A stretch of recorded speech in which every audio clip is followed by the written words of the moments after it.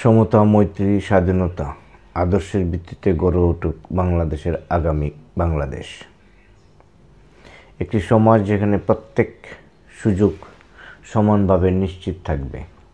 আমরা চাই এমন এক দেশের স্বপ্ন যেখানে মানুষের পারস্পরিক সম্মান ও শ্রদ্ধার সাথে কাজ করে, যেখানে অন্যের অধিকারের আঘাত না করে নিজের অধিকার বজায় রাখার সম্ভব হবে। স্বাধীনতা কেবল নিজের জন্য নয়, এটা অন্যের স্বাধীনতার সঙ্গেও সমানভাবে মিশে থাকে। আপনার স্বাধীনতা যেখানে শেষ, সেখানে শুরু হয় অন্যের স্বাধীনতা। এই সততাই আমাদের মনে রাখতে হবে, কারণ স্বাধীনতার অর্থই হলো সীমারেখা মানা, নিজেকে অন্যের সঙ্গে সমানভাবে দেখা এবং একে অপরের মর্যাদা রক্ষা করা। যখন আমরা এই দৃষ্টিভঙ্গি গ্রহণ করব, তখন গড়ে উঠবে একটি শক্তিশালী, ন্যায়পরায়ণ ও মানবিক বাংলাদেশ।